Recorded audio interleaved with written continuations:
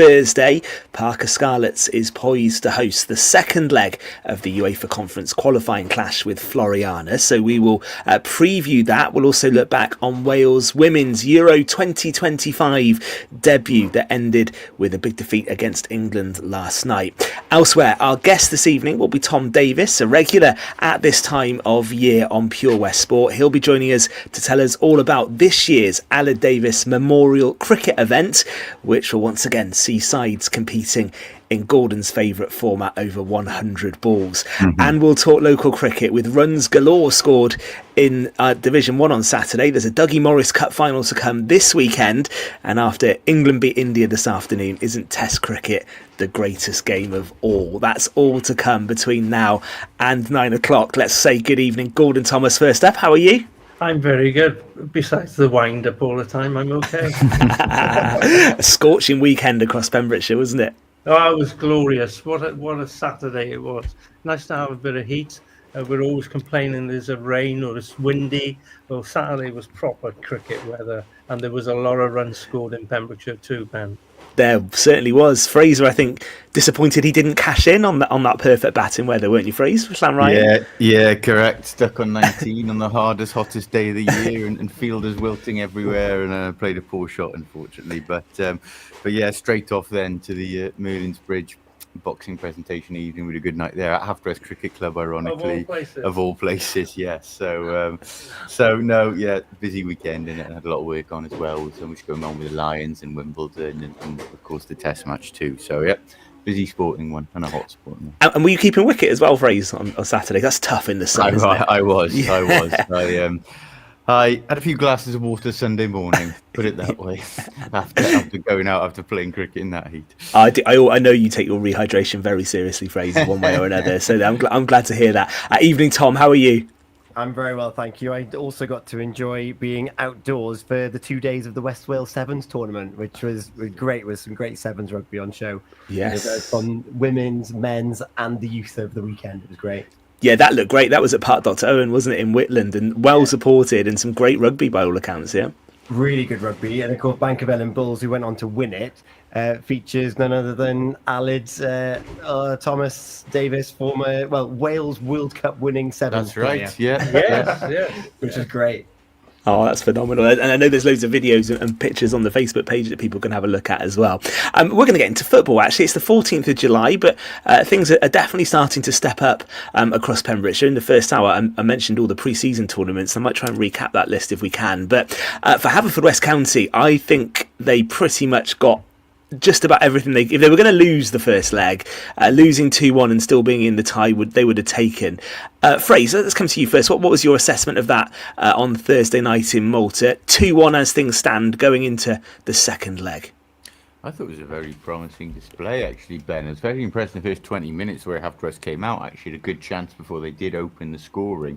We're perhaps on the pressure and on the back foot for much of the game after that, and holding on at 1-1 would have been ideal.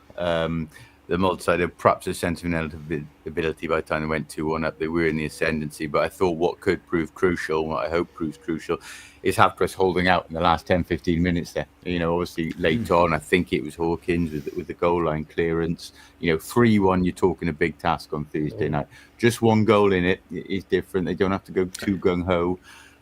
They will obviously have to push for that, and be interesting to see if the Malta side take a different approach, whether they look to sit deep and counter-attack a bit. I don't know, but they are right in this cup time.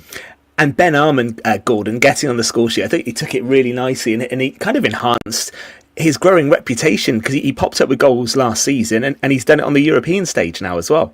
Yeah, definitely. He knows where the back of the net is. He just needs the service. It was a great ball by Greg Walters down to Hawkins. Hawkins' cross was pinpoint accurate, and then came Ben, who headed it in, and he took it very well. At that stage, Fraser's right. The first 20 minutes, I thought Haverfordwest controlled matters.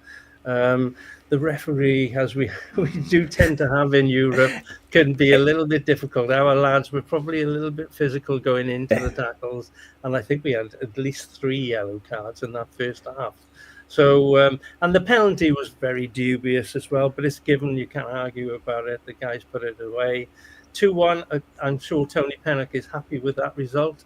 There was a lot of positives to take out of the game, and I'm sure at Parc y Scarlets on Thursday evening, they'll give it their best shot, and God willing, we'll get the right result. That would be great. To pick up on Gordon's point there, I think they do have to start learning to adapt to refereeing in Europe. That's the ruthless point of it. That's what I was trying to say, subtly, Fraser. Exactly, because I don't think we've had a European game yet where we haven't. A few of us, I suppose, haven't been censuring about the referee. We were all there in Cardiff City that night when the decision for the penalty. But these games are refereed differently in Europe, and they always will be. And that's something we need to become accustomed to, and it might mean a slight we see it on the biggest approach. stage as well, Fraser, of course don't we? With your Liverpools and whoever's playing, silly challenges like that can prove very costly. You just have to manage it properly.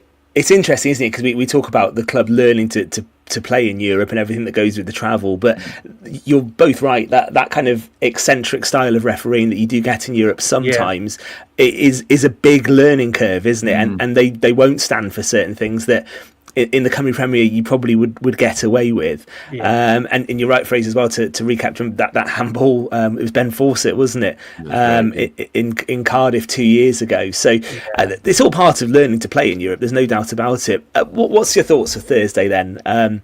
Fraser, I think there's going to be a good support hopefully at Parc y Scarlets. It's a bit closer than Cardiff as well, isn't it? And tickets are on sale, so have a look at the Scarlets website and Haverfordwest County social media if you want to go. How do you think they go about it on Thursday at 2-1? I think I would say we'll see similar to what we saw in 2023, where Pennant will say stay in the game for as long as possible. Yeah, like I said, had it gone 3-1, that late goal line clearance would have been a totally different outlook. You'd probably then have to take risks and push up from the start. I don't think they will so much now. I think they'll actually probably approach it very similar to the way that they did in Malta. They were positive. They did show they can create chances there, and if they do that, there's no need to go gung-ho early on. So I think you're right. I don't think we'll see too much risk from the start. I think it will be a case of staying in the game. And even if it does, you keep it at 0-0 for 45 minutes, 60 minutes. It's the Maltese side who are going to get tense then. And I'd like to think Parc y Scarlets is a slightly more enclosed venue, or considerably more enclosed venue, than Cardiff City Stadium. Home support will be louder, and it's not an easy trip for them either. It's not an easy trip for Haverfordwest to go to these places like North Macedonia and Malta. It's not easy for them to come the other way. So it's not quite as hot, hopefully, as it was on the weekend. I think maybe a bit of the wet stuff as well. Let's hope so. We don't, because that lot are acclimatized to it. Probably better than we are. So But no, I think they've got every chance. I think it'll be a good night.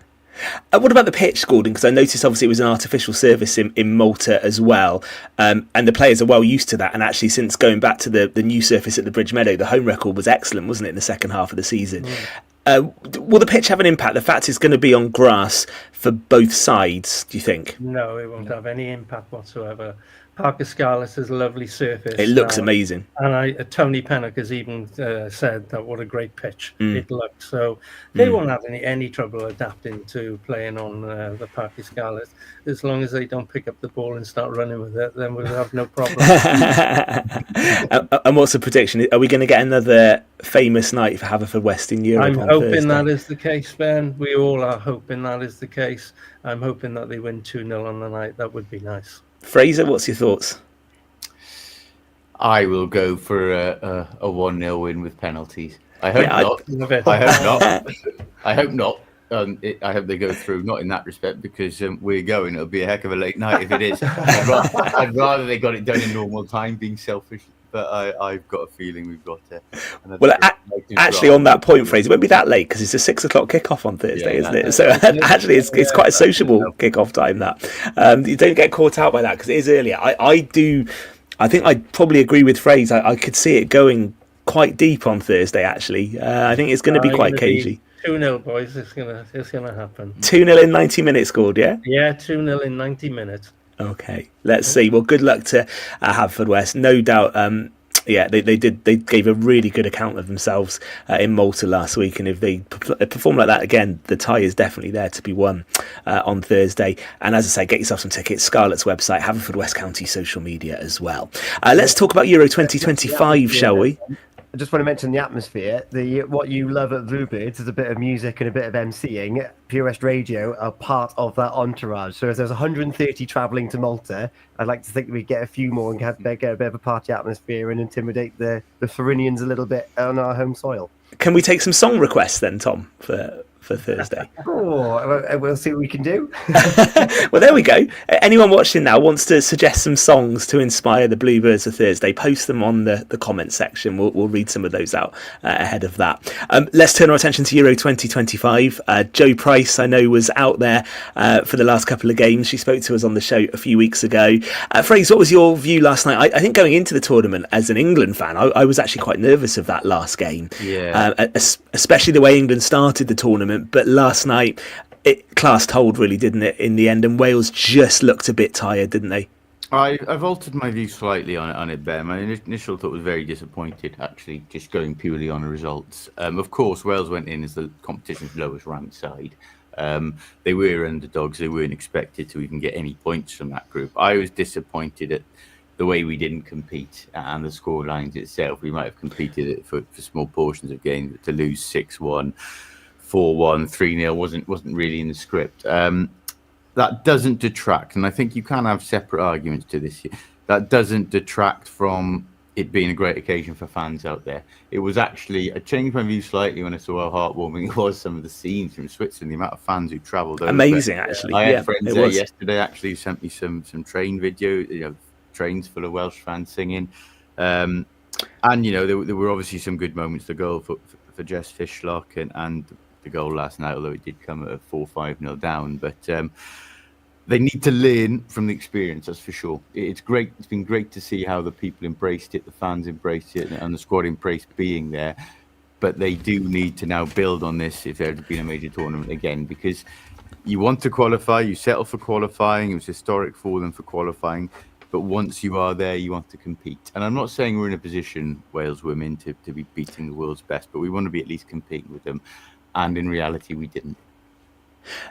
That's very true. I think, Gordon, some perspective on that, and I think why Fraser may have changed his opinion as well, is that this Wales team has only been in existence for just over 20 years, hasn't it? Which is amazing in terms of the progress they've made. And a great stat that I read was that of those games, Jess Fishlock has played in 67% of every game Wales have played since 1993. And I just thought it was a phenomenal stat. So I think you do have to kind of have some perspective on the results once they qualified, given where the team have come from, the fact they've never come into a major tournament before. Yeah. They are pioneers, aren't they, for Welsh women's sport? Yeah, definitely. I mean, we all get carried about results all the time, get carried away about it. Yes, they are important, but Wales women qualifying within 20 years to a major tournament, that's a great success. Also, the interest is brought to the country. Yeah. Young girls wanting to play more football. That's what it's all about, building that up. But, we have to do well in tournaments. We were poor, our men were poor in the last World Cup. Yeah, correct. Having qualified with the likes of Bale and, quality players playing. But, yeah, we're a small country. We often punch above our weight in most sports, to be honest with you. We're very disappointed when we don't compete. But I'm sure they are going in the right direction. And hopefully in the next 10, 15 years, we'll see a better Wales doing better in these top competitions. It's just important to keep moving forward. Don't have it as a setback. Have it as a positive. By qualifying, we must improve and do better the next time. And I think we're roaring back in Test rugby, though. Good, I didn't want to we can cover that a bit later, actually. Carried away with that one. But actually, what that looks like, Fraser, I think it is now backing this qualification up, qualify for the next tournament. Yeah. That's how you make progress, isn't it? By getting used to going to these tournaments and the step up, because getting over that first hurdle, qualifying isn't easy either. No. And Wales were put into a group of death as well, really, weren't they? That was a really difficult group for your first tournament. For them. And like I said, you've made a good point there. They need to learn from the experience, but the only way you're going to better the experience is to get back in a major tournament. That's the goal now. This can't be a one-off. The goal is to build on it, to bring through young players. We know there'll be a few moving on. Jess Fishlock in particular is timeless as she is. Are you sure? Yes.